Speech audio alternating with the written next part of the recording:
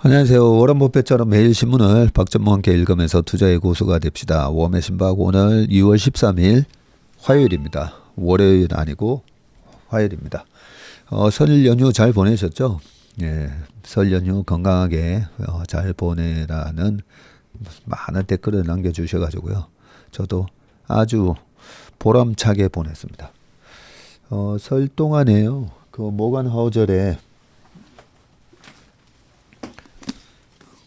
돈의 심리학. 네, 이 책, 다 읽고 싶었는데 다 못 읽었습니다. 내용 하나하나가 너무 주옥 같아가지고요. 이렇게 막, 밑줄 그어가면서 읽다 보니까, 다 못 읽었는데, 이 돈의 심리학을, 아유, 진작 좀 그때 한 3년 전에 읽어볼 걸 싶기도 한데, 지금이라도 읽어서 좀 다행이다는 생각이고요.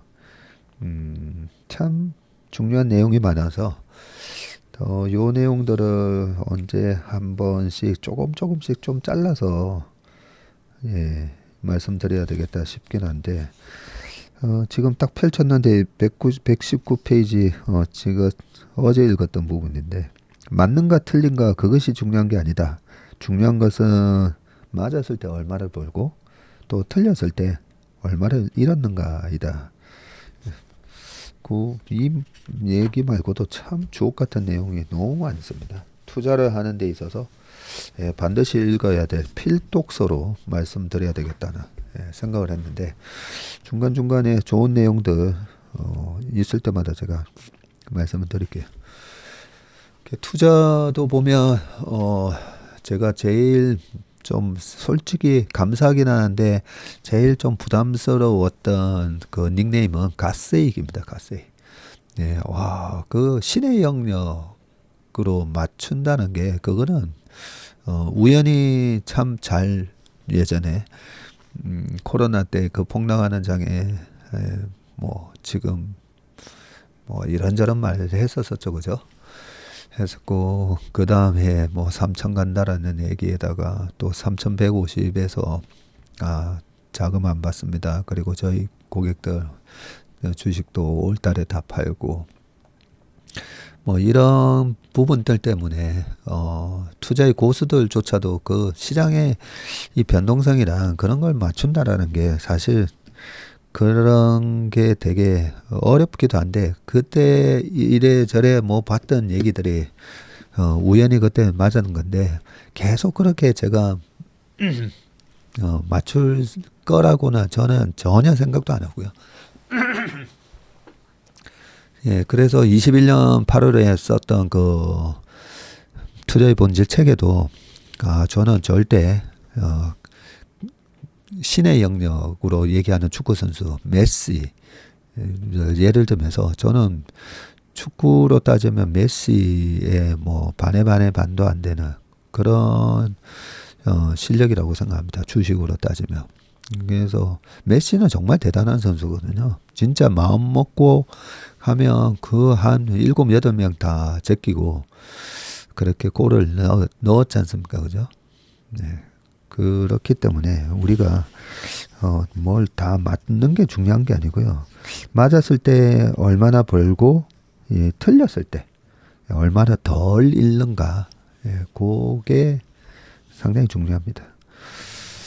그런 측면에서 참 많은 걸 생각하게 된 그런 책입니다. 좋은 내용 나올 때마다 말씀드릴게요. 지금 시장하고 비슷한 상황과 이 책에 나오는 내용이랑 좀 비슷한 경우가 있을 때마다 말씀을 드리겠습니다. 자, 그리고 지난 댓글에서 그 구글의 AI 기능을 이용을 해가지고 또 요약을 해주신 분이 있더라고요. 구글에 태미 AI 검색해서 영상 요약해봤는데 괜찮은 것 같다 공유합니다 라고 되어 있습니다. 저도 제가 얘기해놓고 뭔 얘기를 했는지 하루 지나면 거의 또 막 까먹습니다. 근데 이 요약한 내용 쭉 보니까 다시 리마인드가 되면서 복습이 돼서 상당히 좋았습니다. 네, 요 정도까지 하고요. 다들 건강하고 행복한 설 연휴 보내셨으리라 생각합니다. 자, 기사로 넘어가 보겠습니다.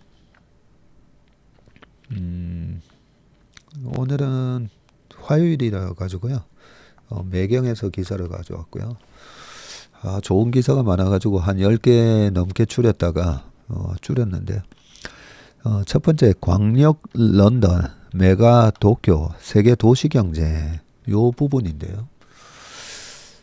도시의 성장이나 도시가 강해지는 거라 그다음에 우리가 살아가면서 우리가 투자하면서 이 핵심 우량 기업들 있잖아요. 매그니피센트 세븐 종목이 강해지는 거라 사실 그 원리가 좀 비슷합니다. 자, 그런 차원에서 이 도시의 성장, 그 뭐 책도 있지만 한번 보겠습니다. 이달 초 방문한 영국 런던 도쿄, 영국 런던 동쪽입니다. 동쪽 나쿠지구 울리치 전철역 주변으로 기존에 보기 힘들던 고급 주거 단지를 짓는 공사가 한창이다. 런던은 중심부와 외곽의 개발 격차라는 고질적 문제로 고민해 왔고요. 웨스트민스터와 시티 같은 화려한 도심에서 동쪽으로 조금만 벗어나도 울리치를 비롯해서 에비우드, 해크니처럼 슬럼가가 가득했다. 이에 2000년 출범한 런던 광역정부 Great London Authority라고 해놨네요. GLA는 지역 간 격차를 줄여서 도시 전체의 경쟁력을 높이겠다는 계획을 세웠었네요. 그 대표적인 사업이 도심과 외곽을 연결해서 이동시간을 획기적으로 줄인 고속철 엘리자베스 라인이라고 합니다. 우리나라 GTX랑 좀 비슷한 개념이 있다, 그죠? 하워드 스미스 엘리자베스 라인 디렉터는 2년 전에 개통한 이후 지역 간 유동 인구 증가로 런던 경제는 물론 외곽 지역 주민 수백만 명의 삶의 질도 크게 개선되고 있다고 밝혔습니다. 세계적 도시학자인 리처드 플로리다 토론토대 교수는 리처드 플로리다가 성인가 보다, 그죠? 네. 저서 Who's Your City? Who's Your City에서 세계 인구의 6.5%가 살고 있는 글로벌 10대 메가시티에서 세계 경제 활동의 43%, 특허 건수의 57%, 유명 과학자의 53%가 활동 중이라고 밝혔다. 이게 메가시티의 경쟁력이다, 그죠? 세계 경제 활동의 43%가 이 6.5%가 살고 있는 이 메가시티에서 일어나고 있고요. 특허 건수가 57%. 야, 유명과학자의 53%가 이 메가시티에서 활동 중이네요. 이런 메가시티도 최근 한 단계 더 진화하고 있는데 기존에는 중심 도시가 팽창하며 주변 도시를 흡수하는 형태였다면 최근에는 여러 도시가 광역권으로 결합하는 모습이다. 메가시티보다는 메가시티 광역권, 메가시티 리전에 가까운 개념이다.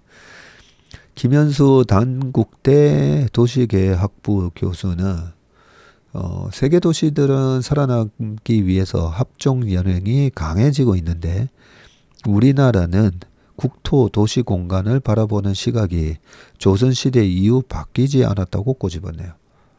21세기 디지털 시대에는 무의미해진 자연지형을 경계로 잘게 구분한 지방행정구역 틀이 그대로라는 것이고요.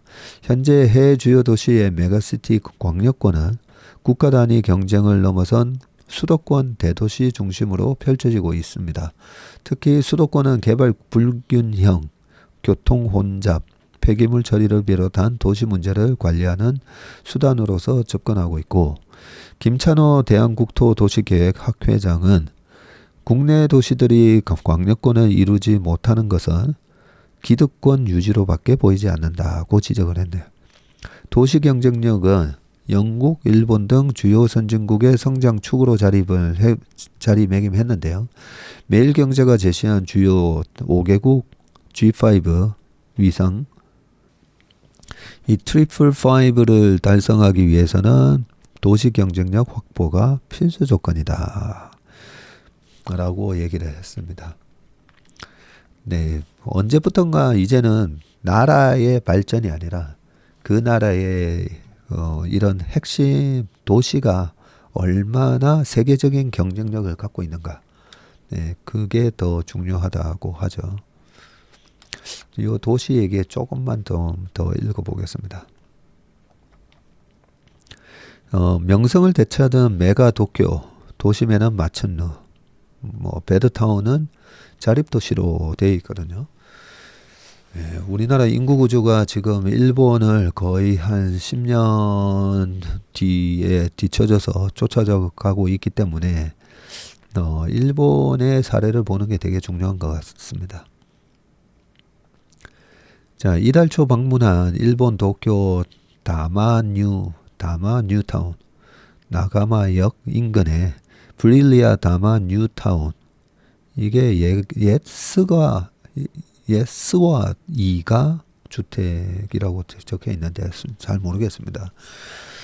자, 아파트 안에 위치한 커뮤니티 카페에는 젊은 사람들이 꽤 많이 앉아 있었고, 다만 뉴타운에서도 가장 먼저 지어 1971년 입주한 이 단지는 엘리베이터도 없고 비좁은 5층 아파트 23개 동이 늘어섰던 곳이다. 하지만 도쿄도와 다마시가 주축이 돼서 진행한 재건축 사업 이후 분위기가 확 바뀌었다. 재건축 전만 해도 주민 평균 연령이 68세였는데 새로 들어온 주민은 30, 40대 비중이 60%를 차지한다. 71년 이렇게 얘기하니까 그 서초동에 예전에 서초 그 주공 아파트들 싹 이제 재개발돼 가지고 서초동에 레미안 이런 것들 GS 자이 해가지고 쫙 들었었잖아요. 그렇게 들어서면서 서초동의 그 전체 강남 3구 중에서도 서초동이 집값도 1위고 뭐도 1위였던 걸로 기억이 나는데, 아무튼 그 서초동 그 고속버스 터미널 그 주변으로 해서 완전히 확 바뀌었죠. 예, 그런 거에 비해서 압구정동의 그 라인 현대 아파트, 그리고 저쪽에 미성 아파트, 오른쪽에는 한양 아파트, 그 라인들은 보면 벌써 70년대, 77년, 76년에 지어진 아파트들이 여전히 그 재건축이 안 되고 묶여 있다 보니까 그 동네 상권이 다 죽어버렸어요.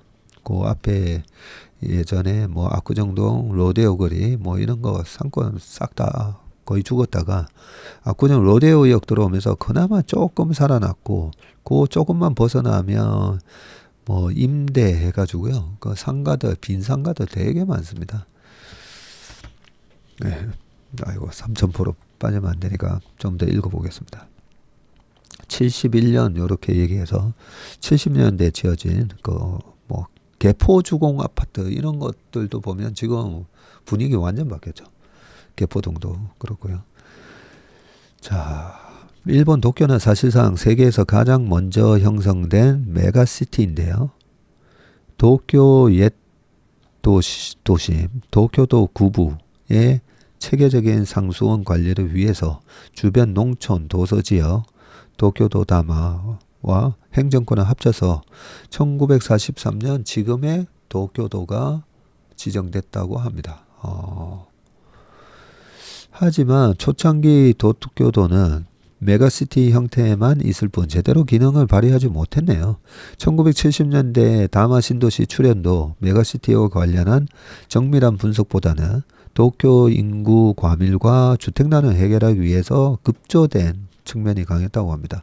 결국 2000년대 이후 다마 신도시는 슬럼화가 진행되며 실패한 베드타운 신도시의 대명사로 남게 됐다. 예, 요까지가 저도 알고 있었던 내용인데 그게 이렇게 확 바뀌었나 봅니다. 이명훈 한양대 도시대학원 교수는 도쿄도는 메가시티 마스터 플랜이 없는 상태에서 만들어졌는데 갑자기 넓어진 시 영역과 체계적이지 않은 개발 때문에 도쿄 경쟁력을 오히려 갉아먹었다는 분석도 있다는 지적이네요.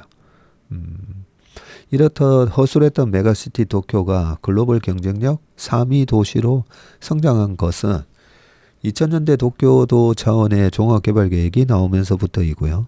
2040년을 목표로 제시한 도쿄도의 환상형 도시계획 중 주요 영역이 다마, 뉴타운 등 외곽 지역 재생이라고 하네요.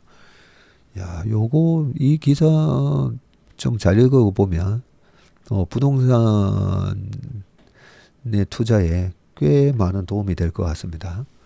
읽다 보니까 상당히 좋은 기사네요. 자, 코로나 이전부터 차근차근 준비하던 도쿄도는 지난해 전문가들로 구성한 위원회를 만들고 밑그림을 본격 그리기 시작했고요. 최근 공개한 보고서의 핵심은 주거와 교육, 직장 문제를 한 번에 해결할 수 있는 주, 육, 직 도시로 탈바꿈시키는 것이다. 탈바꿈시키는 것이다. 주거, 교육, 직장. 사실 다 중요하다, 그죠? 이 세 가지가. 주육직. 초기 다마 신도시 콘셉트가 도심에 직장을 두고 이곳에서 잠만 자는 베드타운이었다면 이제는 새싹 기업, 스타트업 창업 등을 촉진해서 자급자족 기능도 갖춘 도시가 되도록 하겠다는 얘기다. 사실 분당이 원래는 베드타운으로 개발이 됐다가 그 옆에 판교에 지금 판교에 많이 내려가 있죠. NC소프트, 네이버, 카카오 등등 막 쭉 내려가 있다 보니까 이 새싹 기업이 뭐 거대 기업이 되고 분당에서 서울까지 출퇴근하기 힘들지 않아 하는데 아니요. 분당에서 바로 옆에 네이버, 카카오 등등 해가지고 좋은 회사들이 많이 들어와 있다 보니까 그리고 사실 저기 주육직에 하나 더 뭐 몇 가지 더 필요한 게 이 종합병원이 사실 들어가야 되는데 그 분당 서울대병원 있고 차병원도 있고 그죠. 그래서 딱 벌써 우리 분당하고 판교가 이런 걸 다 갖춘 도시가 됐네요. 베드타운에서. 도쿄도는 이를 위해서 명문 공립대학인 도쿄 도립대를 다마 신도시로 이전하기도 했다네요. 다마 신도시 거주 공간은 노후화된 주택을 재건축하겠다는 계획을 세웠고요. 기반 시설에서도 구릉이 이루어지는 바람에 높은 계단을 오르내리며 아파트 사이를 이동해야 하는 부분을 평지화하기도 했다고 합니다. 김미덕 다마대 교수는 다마 신도시는 도심을 연결하는 교통망이 안정적으로 기능하고 있어서 거주 여건만 좋아진다면 얼마든지 회상할 수 있다고 했고요. 도쿄도는 도시 경쟁력을 강화하기 위해서 철도 교통을 주목을 했는데 도쿄 도심과 외곽을 거미줄처럼 촘촘히 연결해서 양측 경쟁력을 동시에 끌어올리겠다는 목적입니다. 도쿄 도심과 부도심은 메가시티 리전의 허브 기능을 하고 외곽은 자족 기능을 어느 정도 갖춰 연결하겠다는 것이네. 실제로 도쿄는 마루노우치와 신주쿠, 시부야, 시오도메, 시나가와 등 곳곳에서 파격적인 용적률을 제공하면서 도심 재생 작업을 진행하고 있다고 합니다. 도쿄도 도시정비국의 담당자는 세계적으로 매력적인 도시가 늘어난 상황에서 도쿄 핵심지 노후화를 그대로 두면 경쟁력이 떨어지는 것을 막기 어렵다면서 코로나 이후 달라진 일하는 방식에 맞춰서 중심지도 새롭게 정의하려고 한다고 말을 했습니다. 도쿄도는 우선 신주쿠역 동쪽 히가시 신주쿠 재개발 때 용적률을 완화해주는 방안을 내놓았고요. 이 지역에 18만 9천 제곱미터를 대상으로 기존 800에서 900%의 용적률에 200%를 더해주는 방식입니다. 신주쿠역 서부 니시 신주쿠의 변화 노력은 더욱 뚜렷하고요. 신주쿠 그랜드 터미널이란 야심찬 청사진을 통해서 공간 재창조에 나섰다고 합니다. 2040년대 중반까지 신주쿠역과 신주쿠 중앙공원 사이에 있는 니시 신주쿠를 촘촘한 교통망과 함께 오피스와 레지던스, 호텔, 쇼핑, 문화시설이 어우러지는 초대형 복합단지로 탈바꿈하는 게 핵심이고요. 또 다른 부도심 시부야의 변화는 더 화려하다고 합니다. 2019년 시부야 스크램블 스퀘어가 문을 연 지 꼭 4년 만이 지난해 11월 도쿄 부동산에서 개발한 복합 공간인 시부야 사쿠라 스테이지가 시부야역 바로 옆에 문을 열었고요. 이곳을 시작으로 시부야역 인근에 2029년까지 5개의 마천루를 건설한다고 하네요.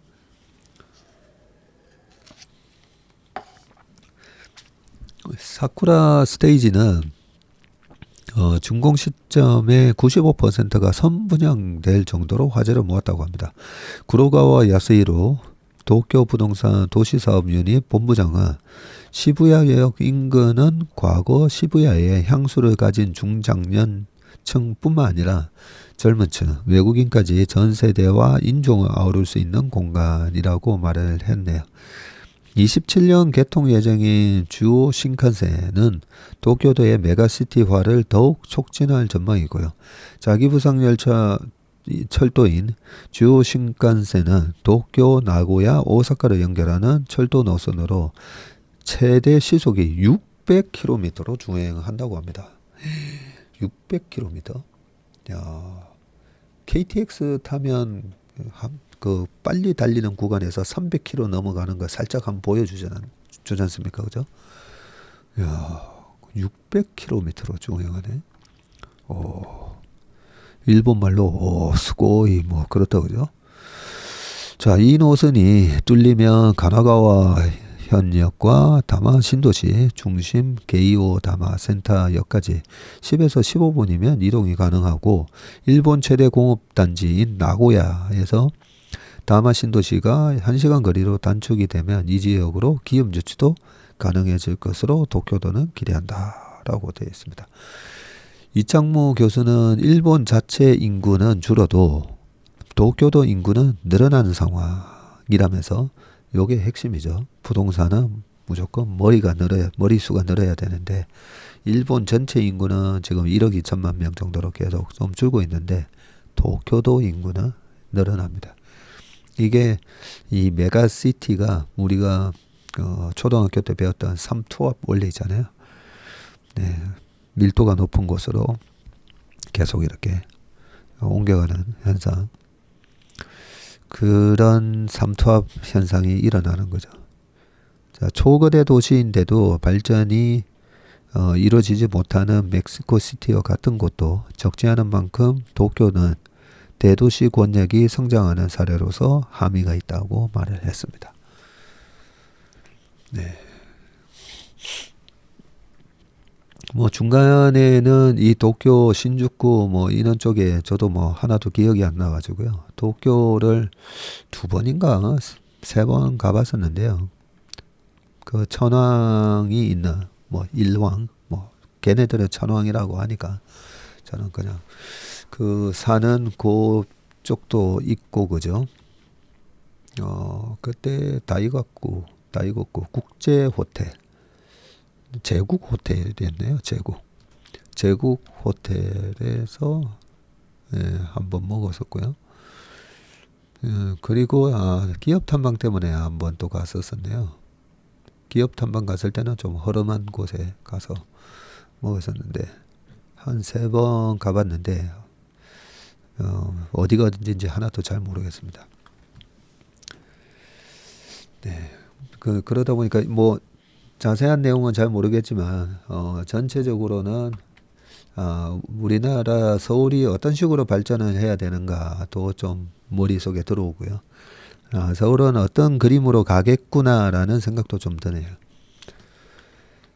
네, 여기까지 하고요. 그 다음 기사를 또 보겠습니다. 자, 미 대선 리스크 초비상 내달 신통상 전략. 자, 정부 10개 이슈별로 대책 마련하고 있는데 올 무역 최대 변수는 각국의 선거입니다. 트럼프 재집권 대응이 핵심인데 바이든 정부 주요 정책이든 IRA법 그리고 칩스법 백지화 가능성도 있고 철강하고 환경 관련된 관세 폭탄도 우려가 된다라고 돼 있거든요.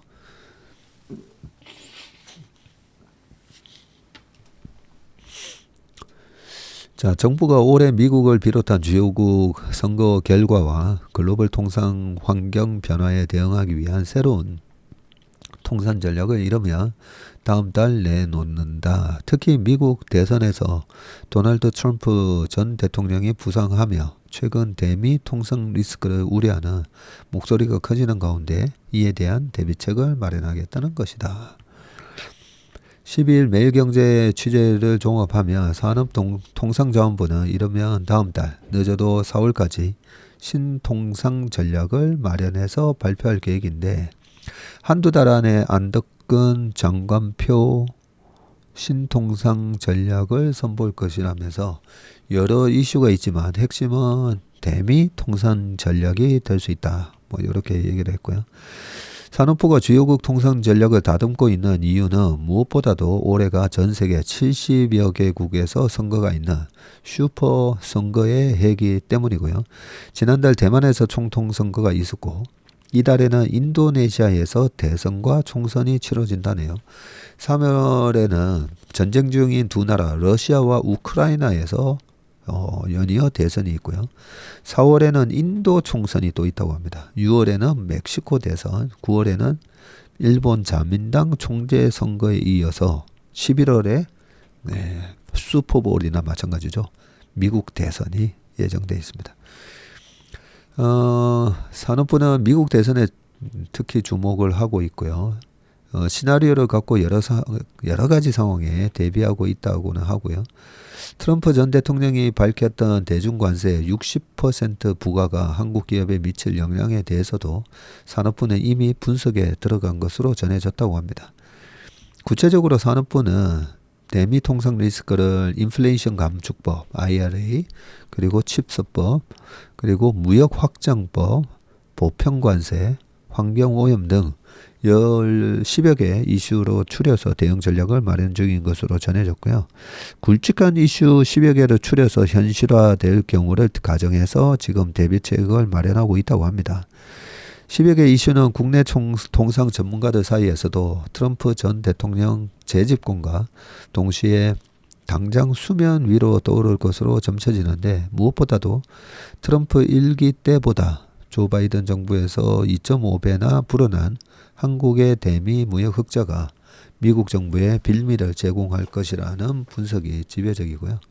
미국 상무부 경제분석국에 따르면 트럼프 1기 첫 해인 2017년 미국의 대한 무역 적자는 229억 달러였지만 지난해 514억 달러로 사상 최대치를 기록을 했습니다.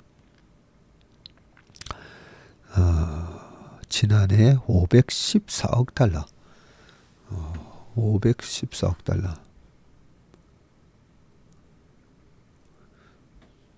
네. 자, 2기 트럼프 정부에서 꺼낼 수 있는 가장 강력한 카드는 IRA와 칩스법 백지화가 꼽히고요.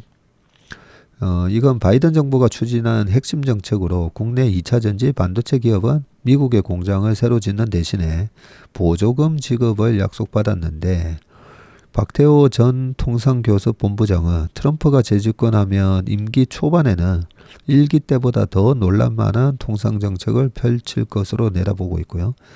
유명희 전 통상교섭본부장도 IRA와 칩스법이 이미 의회를 통과한 상태지만 트럼프 2기에서는 시행령을 통해서 무력화시킬 수도 있다고 분석을 했네요. 트럼프 전 대통령은 최근 모든 국가에 대한 10% 관세 카드를 꺼내면서 한국을 비롯한 주요 교역국들의 최대 리스크가 되고 있고요. 지금처럼 물가가 높고 물가를 잡아야 되는 상황에서는 관세를 못 올리죠. 수입 물가가 올라가게 되니까요. 지난해 11월 공화당 소송인 빌 케이시, 린지 그레이엄 의원이 발의한 해외 오염 관세법이 또 주목을 받는데 이 부분은 미국산 제품보다 온실가스를 많이 배출하는 수입품에 대해서 10% 관세를 부과하는 법이고 친환경을 표방한 관세라는 평가를 또 받고 있다고 합니다. 트럼프 1기 초반에 관세 전쟁 포화에 휘말렸던 철강 분야도 좌불안석이고요. 당시 트럼프 정부는 2001년 이후 사문화된 무역 확장법인 232조를 근거로 철강 제품에 대한 관세 폭탄을 예고했고, 결국 우리 정부는 수출 물량 제한, 쿼터제를 수용을 해서 쿼터제는 아직까지 유지되고 있는데, 트럼프 재집권 시에 쿼터 축소 또는 관세 폭탄이 우려된다고 합니다. 네. 하여튼 여러 가지로 스트레스를 많이 줄 것 같습니다. 트럼프가 될지 안 될지 모르니까요. 그죠? 트럼프가 되든 안 되든 그 결과가 11월 나오기 전까지는 계속 이런 부분이 스트레스를 줄 것 같네요. 자, 그 다음 AI 투자 빅테크 올 들어서 3만 4천 명을 해고를 했다고 합니다. 빅테크 기업들이 생성형 인공지능에 대한 투자를 늘리기 위해서 기존 인력을 재조정하면서 올해 3만 명 이상의 직원을 대량 해고한 것으로 나타났다? 올해? 아니, 한 달 지났는데 이만큼 벌써 잘랐나요? 파이낸셜 타임즈는 테크계 사이트 레이오프 FYI 수치를 인용을 해서 마이크로소프트, 스냅, 이베이, 페이팔 등 138개 빅테크 기업이 지난 1월 초부터, 맞네요, 1월 초부터 3만 4천 개 일자리를 삭감했다고 보도를 했네요. 이런 빅테크 기업들이 AI 분야에 자원을 집중하기 위해서 기존 인력을 재편하면서 대량 해고가 발생하고 있다는 분석이고요. 독일 업무용 소프트웨어 기업 SAP, 셉은 1월에 AI 분야에 대한 집중도를 높이기 위해서 약 8,000개 일자리를 감축하는 혁신안을 발표했습니다. 메타 역시 생성형 AI 인력을 대거 채용하는 대신에 기타 인력들에 대한 해고를 단행하고 있고요. 파이낸셜 타임즈에 따르면 메타는 2022년 말부터 2만 명이 넘는 사내 구조 조정을 단행해 왔고, 메타 측은 AI 부문 인력 증강에도 불구하고 올해 순인력 증가는 최소화할 것이라고 밝혔네요.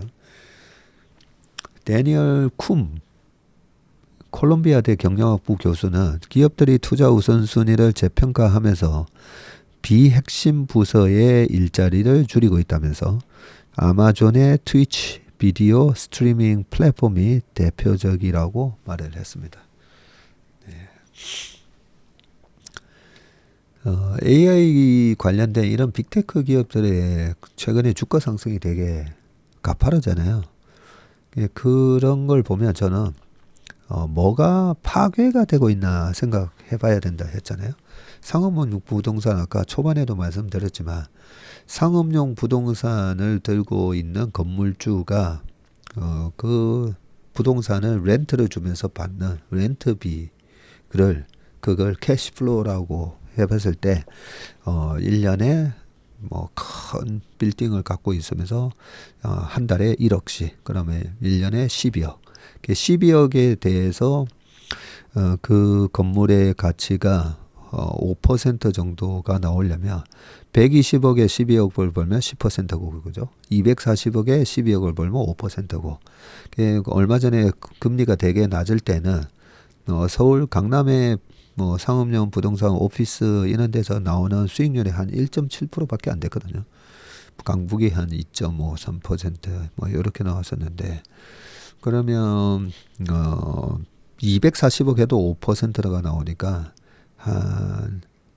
이게 240억이 아니라 480억 정도 되면 그냥 간단하게 500억에 12억 1년에 수익이 나오면 2.4%인 거잖아요. 그죠?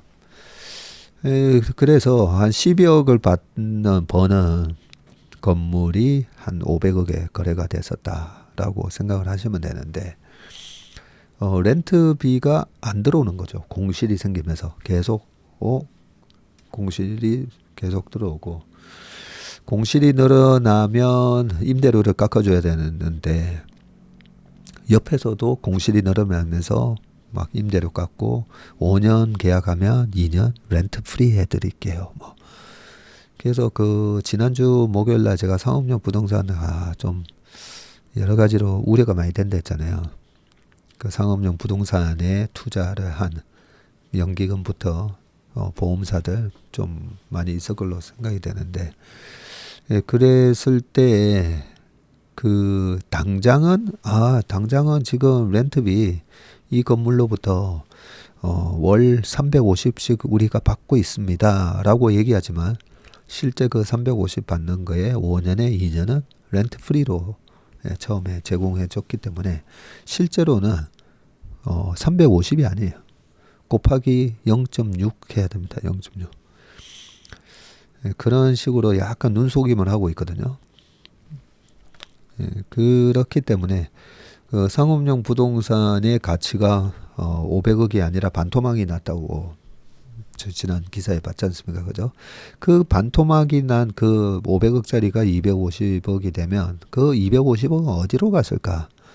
예, 그 어디로 간 게 다 이런 전자상거래 플랫폼 기업들이 전 세계에 있는 상업용 부동산의 시총을 빨아들였다라고 보면 됩니다. 왜냐하면 그 플랫폼 기업들로 입점을 해서 그 안에서 입점한 회사들이 거기다가 플랫폼 기업들한테 렌트비 주고 있잖아요. 그런 식으로 보면 되는데 AI도 똑같아요. 이 AI가 어느 정도까지 시가총액이 올라갈까는 어디가 망가지고 있고 그 망가지는 쪽에 그 로스가 시가총액이 줄어드는 부분을 보면 됩니다. 그쪽 망가지는 거 없이 지 혼자서만 스토리로만 올라가잖아요. 스토리로만 올라가면 반드시 다시 제자리 돌아옵니다. 네, 그게 이제 거품인 거죠. 네, 버블이 제자리로 돌아오게 됩니다. 아, 잠깐만요. 또 얘기가 중간에 샜는데, 예, 요 기사 다 읽었네요. 그 해고되는 이 AI를 통해서 파괴되고 있는 부분 중에 하나가 사실은 이 노동력입니다. 34,000명이 해고됐다. 그것도 한 달 만에. 그러면 34,000명이 받았어야 될 임금이 그 기업들의 수익으로 남게 되고 그 기업의 수익이 곧 뭐죠? 기업 가치. 기업 가치는 곧 미국 기업은 기업 가치랑 주주 가치가 동일하다 했잖아요. 동일하니까 저만큼 성장한 만큼 결국은 저 주식을 들고 있는 자본가들이 돈을 벌게 되는 그 구조가 바로 우리가 살아가고 있는 이 자본주의입니다. 예, 넘어가겠습니다. 자, 삼성페이 덕에 간편결제 작년 17조 늘었다라고 돼 있는데 시장 규모가 지금 148조 원으로 껑충. 네이버, 카카오, 페이코 등 포함되어 있고 주요 4개사 간편결제 이용이 급증하고 있고요. 삼성페이 비중이 시장 절반을 차지하네요. 하긴 삼성 핸드폰 쓰는 분들은 거의 다 삼성페이 많이 쓰시는 것 같더라고요. 자, 카카오도 4월부터 연동 예고, 후불 결제 서비스는 이용이 저조하다라고 되어 있네요. 늘어나는 국내 간편 결제 서비스 해가지고 22년도에 131조였는데 작년에 147조 8천억이 됐고요. 줄어드는 국내 후불 결제 서비스는 1분기에 1360조였다가 2분기, 3분기, 4분기 쭉 줄어들면서 굉장히 빠르게 줄어드네요. 작년 1분기에 1360억 원이었는데 4분기에 1158억으로 거의 급락하고 있네요. 자, 신용카드 정보 등을 스마트폰 같은 기기에 저장해 두면 지문이나 비밀번호로 간단하게 결제가 가능한 간편 결제 시장이 급성장하고 있고요. 특히 오프라인 결제 부문에서는 안드로이드 운영체제를 기반으로 하는 휴대폰에서 구동되는 삼성페이가 시장 전체를 이끌며 견인차 역할을 했다는 평가를 받습니다. 국내 주요 간편결제 서비스 사업자 4개사가 있는데요. 삼성페이, 네이버 파이낸셜, 카카오페이, NHN, 페이코. 이 회사의 2023년 합산 결제액이 147조 7천억이었네요. 이는 전년 131조보다도 16조 7천억이나 늘어났고요. 이용자들이 간편 결제를 1년 전보다도 17조 원이나 더 쓴다는 겁니다. 4개사의 합산 결제액이 22년 1분기까지만 해도 28조 원대에 머물다가 2분기에 30조 원을 돌파해서 매분기 이용액이 늘어났고요. 지난해 4분기에는 합산 결제액이 거의 40조 원을 기록해서 역대 최대치를 찍었네요. 여기에 포함되지 않은 애플페이 결제까지 합하면 간편 결제 규모는 더 커질 것으로 보인다. 그러게 애플페이도 뭐 작년인가부터 시작됐죠. 간편결제 서비스는 관련 정보를 한번 저장해 두면 카드 인증이나 공인인증서 설치 등 복잡한 절차를 거칠 필요 없이 쉽게 결제가 가능해서 소비자 사이에서 인기가 높습니다. 코로나 이후 온라인 비대면 결제가 보편화되면서 금융사뿐만 아니라 유통, 배달 등 다양한 기업도 간편결제 시장에 뛰어들면서 시장 성장세에 가속도가 붙었고요.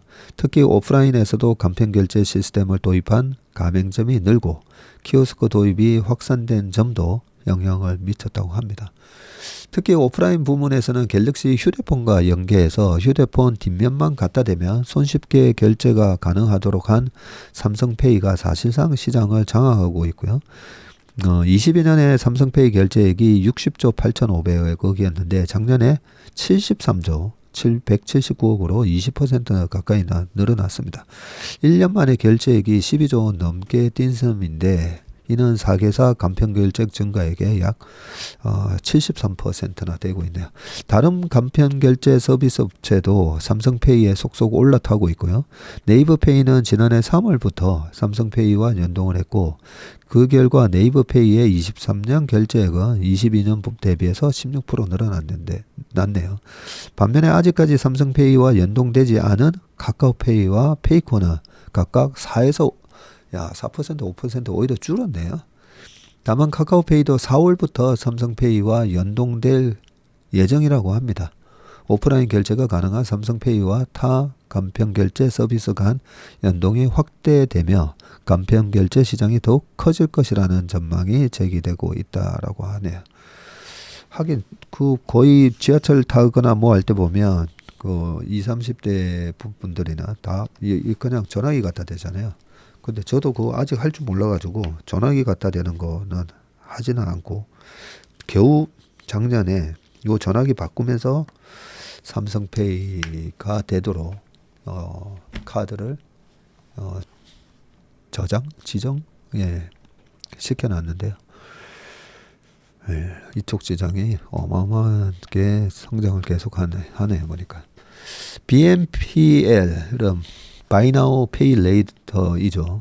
뜻으로 소비자가 물품을 구매하기 전 가맹점이 미리 대금을 지급하고 소비자는 물건을 받은 후 물품 대금을 상환하는 신용거래 서비스인데 금융 이력 부족자도 소액 신용거래를 할 수 있게끔 해 2021년 혁신금융 서비스로 지정된 바 있는데 요 후불 결제 시장은 지금 성장세가 꺾이고 있다고 합니다.